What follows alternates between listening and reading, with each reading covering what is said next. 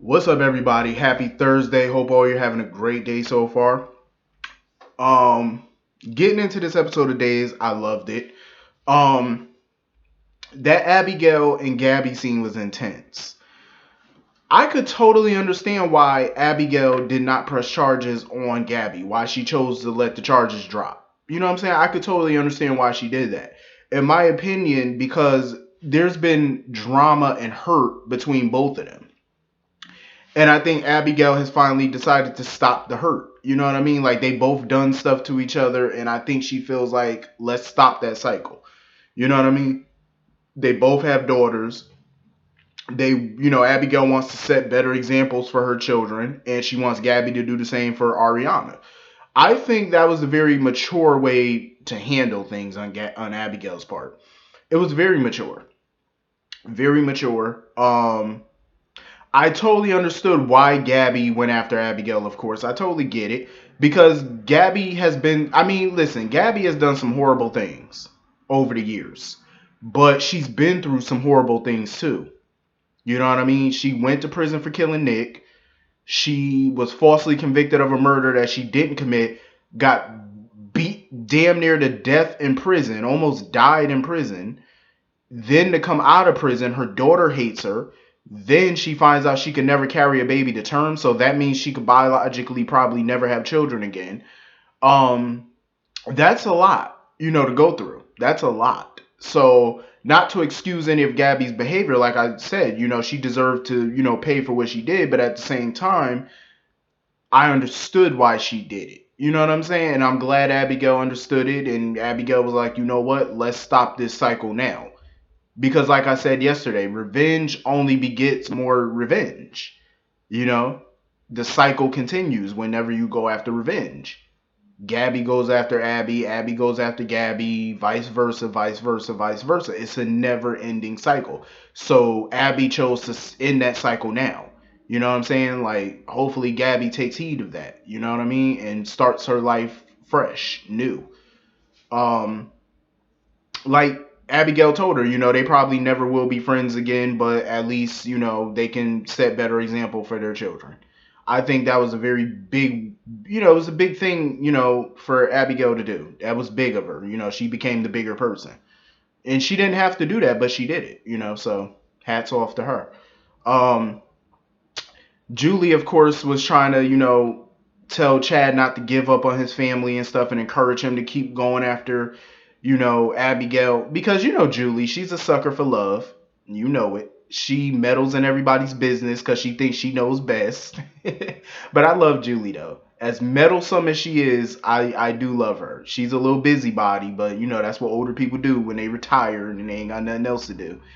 Um, but Chad gonna have to work hard though. If he gonna get Abigail back, I do believe Abigail wants to forgive him, but I'm happy that she's not making it easy for him. You know what I'm saying? Because that was some hurtful stuff.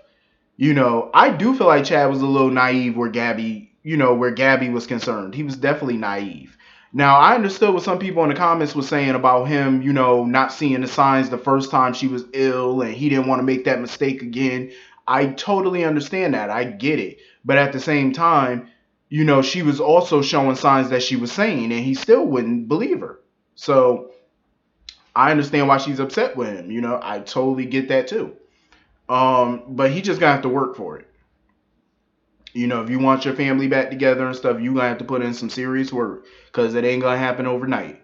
Give it, a few more weeks, a few more months, probably by another month or so. But they're definitely gonna get back together, which is fine with me. But as long as it ain't all quick, because she gotta make them pay for that for a second. Um, that girl Haley. Haley is getting on my nerves. Seriously, like I said this before, it seems to me like she finds fault with whatever JJ does. Whatever JJ does or JJ says, she finds fault. You know what I'm saying? She's quick to jump at him and scream at him and get mad at him over any little thing he says or does.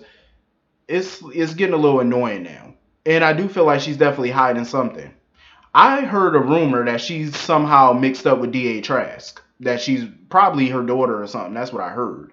I don't know if it's true or not, but I wouldn't be surprised. Um, they do resemble each other a little bit. Um, but yeah, she's just annoying. Like, I don't blame Kayla for, suspending her or taking her off duty for a day or so. You know what I mean? I don't blame her because, like, you are a nurse who tried to kill yourself on duty. You know what I'm saying? That's serious. Kayla can't ignore it. I didn't really like the way she berated JJ, that, judging him and trying to berate him for not telling her immediately what Haley did. And, at the same time, Kayla, you shouldn't even be chief of staff no more. You let Stephen Demira look at a patient's file. That broke so many HIPAA laws. Like, you broke so many laws as chief of staff. Like, come on now. You can't berate him and still sit there on your high horse as chief. Like, you really can't. I'm just saying. When you've broken some protocols yourself and guidelines and everything in between. But two wrongs don't make it right, though. JJ definitely probably should have told her, but I can understand again why he didn't tell her. He was trying to help the girl out. He didn't want her to lose her job and stuff like that. So I could totally understand why he kept his mouth shut. Was it wrong? Yeah, but I can understand it. The look on her face, though, the look on Kayla's face when she found out Jack Devereaux was alive. I can't wait to see what's gonna happen when her and Jack come face to face. Like, that's gonna be interesting. That's gonna be quite interesting to see the two of them come face to face and what she's gonna say. And you know what I'm saying? Like, of course she had to call Steve immediately to let him know that his brother was alive. It's gonna be a hot mess. So anyway, moving on from that, Jennifer, I don't blame Jennifer for not giving up on Jack this time. Like, she made it perfectly clear. See, I told y'all she was gonna kick Henry to the curb, Dr. Shaw. I knew she was gonna kick him to the curb once Jack came back. She kicked Dr. Shaw to the curb. I think this is what, the second time she done kicked that man to the curb. Maybe the third time, I don't remember, but I know she done kicked him to the curb quite a few over a dude. So it's like Dr. Shaw probably, you might want to move on to somebody else. I'm just saying, because Jennifer is not for you. She's never gonna love him the way, I don't think she's ever gonna love any man the way she loved Jack. Even if her and Eric were to get married. You know what I'm saying? She probably would have dumped him for Jack. So it's a good thing they didn't get married, because no man is gonna compare to Jack for her. You know what I'm saying? They're basically any man. If Jack were to never come back, even if she married somebody else, she could have been married to Daniel, whoever. They still wouldn't have measured up to Jack for her. Like, they would have basically always been a placeholder. You know, she's moving on with her life because she can't really be with the man she really wants. But now she has that chance to be with Jack again, and she's not going to lose that this time. I don't know. Based off of Jack's facial expressions, he do be looking like he gets a hint of memory. He just don't want to say it or admit it. But I am glad that Jennifer got a chance to tell her side of the story and tell him the real. Not just the truth about their relationship, but the truth about Eve. Since Eve wanted to sit there and plant little seeds, because Eve sat there and told Jack all this disturbing things about his past with Jennifer and the kids, and trying to paint them as the villains and paint herself as the saint.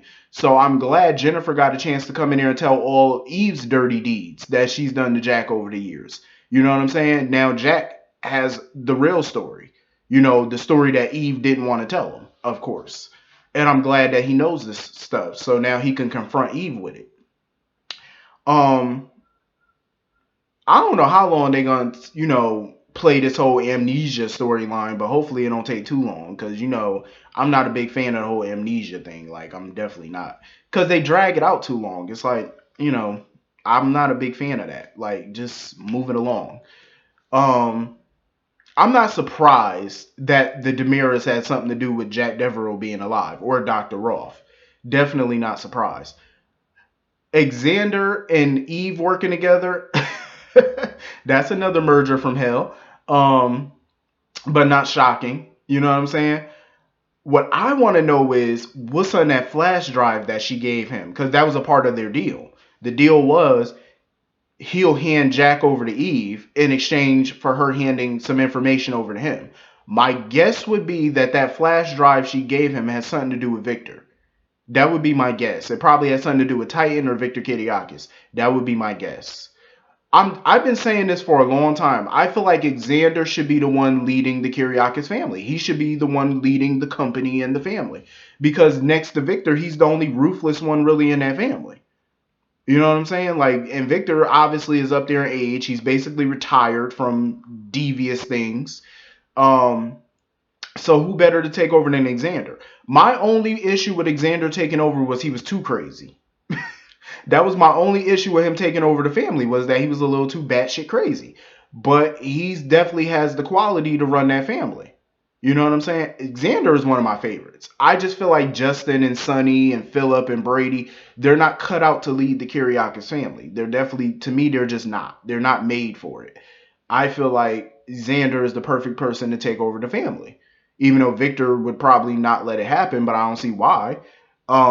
He's cutthroat, and you need a person like him because that's how Victor has grown his wealth all these years and his power and his, ruthlessness and stuff by, being cutthroat, just being ruthless. And you need somebody in the family like that. I don't feel like the current people in the family have what it takes to take over the helm as the patriarch of the family. I think Xander fits the bill. He got that good evil to him. You know what I'm saying? Like, Xander is definitely one of my favorites, though. Definitely one of my faves. But I'm not surprised that he would work with the Demiras and all them, whoever, because that's just how Xander is. You know what I'm saying? Like, all these villains working together is not shocking. Not surprising at all. But anyway, this was a pretty fun episode. I enjoyed it. Hit the comment section. Let me know what y'all thought about it. I will see y'all all later. Peace.